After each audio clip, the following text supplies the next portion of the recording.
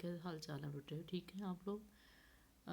जैसे कि आप जानते हैं कि पिछले कुछ दिनों से हम अपना चैप्टर जो है एवोल्यूशन से रिलेटेड वो पढ़ रहे हैं, चैप्टर नंबर 24। उसमें जो है डार्विन की जो थ्योरी है वो आपने कल देखी कि जिस उस थ्योरी का जो है नेचुरल सिलेक्शन कहा जाता है, ठीक है ना। तो उसमें जो है कि वो कहते हैं कि जो ऑर्गेनिज्म है वो अगर अपने पेरेंट स्पीशीज़ से जो है वो कट ऑफ हो जाएं और कहीं और एनवायरनमेंट में जाके रहना शुरू कर दें, तो फिर कई नस्लों के बाद जो है उनमें तब्दीलियां आती चली जाती हैं और वो फिर नई स्पीशी का रुख जो है वो अख्तियार कर लेते हैं, ठीक है। तो उनके फॉलोअर्स ने जो है कि उनके फॉलोअर्स ने भी उनके इस पॉइंट को लेके जो है कि काम किया है, ठीक है।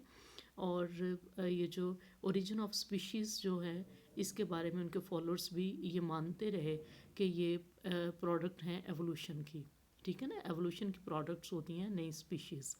तो an important turning point for evolutionary theory was the birth of population genetics.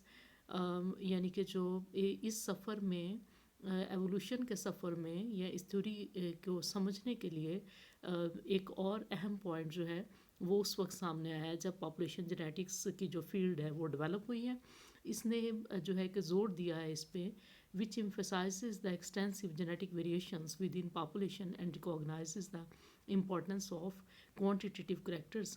With progress in population genetics in 1930s, Mendelism and Darwinism were reconciled. तो जब ये वाला जो फील्ड है इस शोबे में जो है मज़ीद तरक्की हो गई पॉपुलेशन जेनेटिक्स में, तो फिर ये जो मेंडल का और डार्विन का जो काम था उसको दोबारा रिकॉन्साइल किया गया। And the genetic basis of variation and natural selection was worked out. Thus, a comprehensive theory of evolution that became known as the modern synthesis or new Darwinism was developed in the early 1940s. ठीक है, तो फिर एक जो नई theory पेश की गई जिसको मॉडर्न सिंथेसिस कहा गया या न्यू डार्विनिज्म कहा गया।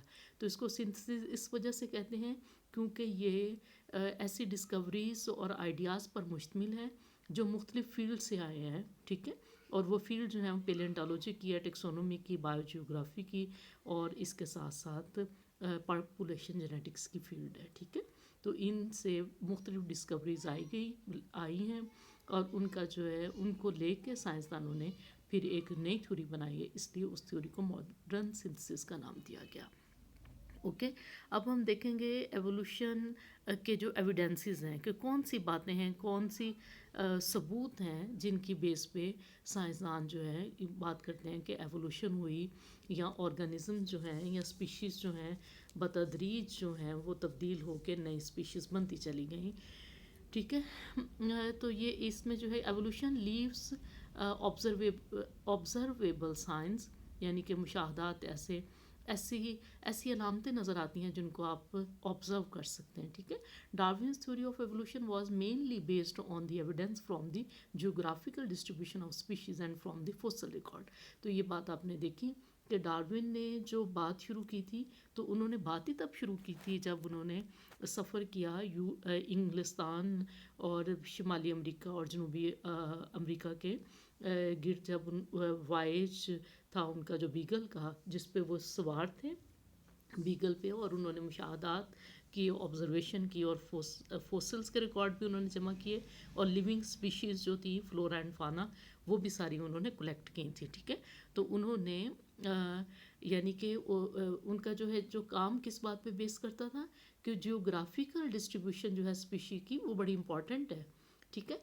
However there have been many evidences as biology progressed, और बहुत सारी और भी वजाहतें या सबूत सामने आए जैसे जैसे बायोलॉजी की फील्ड ने आगे तरक्की की है।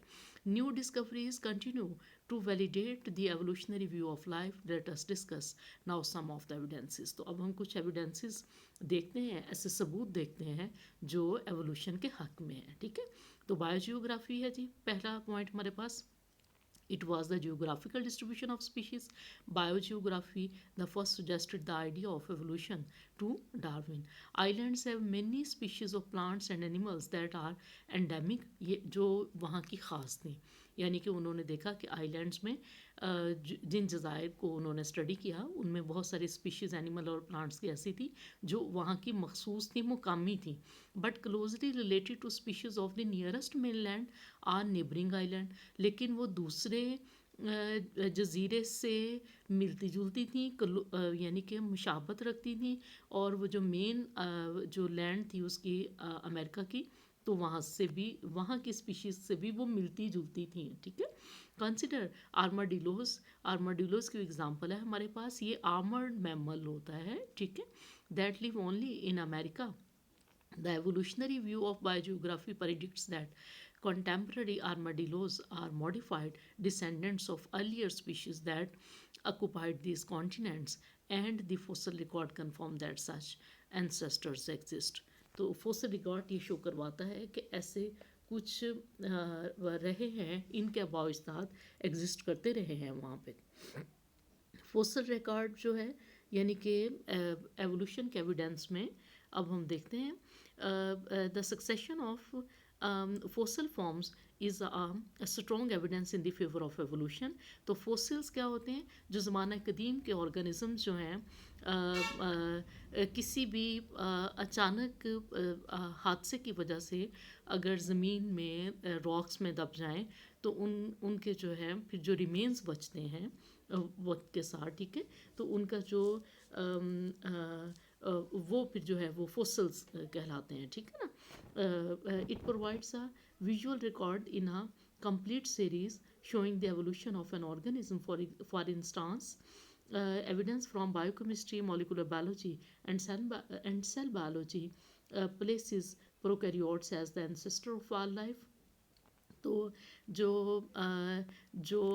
ثبوت ہمیں بائیو کیمسٹری، مولیکولر بایولوجی اور سیل بایولوجی سے ملتے ہیں وہ یہ شو کرواتے ہیں کہ پروکیریوٹس جو ہیں وہی تمام آرگنزمس کے آباء و اجداد ہیں وہی. ٹھیک ہے. And predicts that bacteria should placed all prokaryotic life eukaryotic life in the fossil record. And as the ancestors of life, and predicts that bacteria should precede all eukaryotic life. اور یہ کہ جو بیکٹیریا ہیں وہی تمام جو eukaryotic life ہیں اس کے وہ پیش رو ثابت ہوئے. ٹھیک ہے نا. یعنی کہ بیکٹیریا سے ہی تمام یوکیریوٹک لائف جو ہے وہ نکلی ہے. یہ فوسل ریکارڈ ہمیں بتاتا ہے. ٹھیک ہے. Indeed, the oldest known fossils are prokaryotes. کیونکہ جو ہے سب سے پرانا فوسل، سب سے قدیم فوسل جو اس وقت معلوم ہے وہ پروکیریوٹس کا ہے. Okay. Another example is the chronological appearance of different classes of vertebrate animal in the fossil record. Fossil fishes, the earliest vertebrates with amphibians next. یعنی کہ مختلف کلاسز جو ہیں وہ یعنی کہ پریویس اپنی آنے والی جو کلاس یعنی کہ ہسٹری میں جو پہلے تھے جو آرگنزمز ان کے فوسل جو ہیں وہ قدیم ہیں اور بعد میں آنے والوں کے ان سے کم عمر کے ہیں. ٹھیک ہے. Fossil fishes the earliest vertebrates with amphibians next. یعنی کہ فوسلز کے فشز کے فوسل جو ہیں وہ زیادہ قریب ہیں، اس کے بعد ایمفیبینس کے ہیں، اس کے بعد ریپٹائلس کے ہیں، اور اس کے بعد میملز اور برڈس کے ہیں. ٹھیک ہے. This sequence is consistent with the history of the vertebrate descendant. اور اس سے ہی پتہ چلتا ہے کہ کس طرح جو ہے کہ آرگنزم کس کے بعد کیسے آئے اور کیا ان کا شجرہ نسب ہے. The evolution of horse provides an example of such a history. اور ہارس کی جو اگزامپل ہے، ہارس کے ارتقاء کی جو اگزامپل ہے وہ یعنی کہ ایک ایویڈنس ہے اس بات کا. ٹھیک ہے. فوسلز آر ایکچولی، اب یہ فوسلز کے بارے میں یہاں پہ ہے کہ fossils are either the actual remains, یا تو وہ اس کے حقیقی پارٹس ہیں ان کی باڈی کے، or traces of organisms that lived in ancient geological time. The organism may be embedded in sand. یہ بولے آرگنزم ریت میں دب گئے، ریزنز میں یعنی کہ جو درختوں سے وہ گون سے نکلتی ہیں، یا آئس میں دب گئے. آر این امپریشن، یا ان کا جو ہے امپریشن ہے یا کاسٹ ہے جو ان کے باڈی پارٹس کا بن گیا. ٹھیک ہے. the tissue being replaced are petrified by silica. तो जो टिश्यूज़ हैं वो फिर जो जिस्म के जो टिश्यूज़ हैं वो फिर रिप्लेस हो गए किससे, सिलिका से, कैल्शियम कार्बोनेट से और दीगर मिनरल से, ठीक है। Most fossils are found in sedimentary rocks, और बहुत ज़्यादातर फॉसल जो हैं वो चट्टानों में पाए जाते हैं, ठीक है, तहदार चट्टानों में।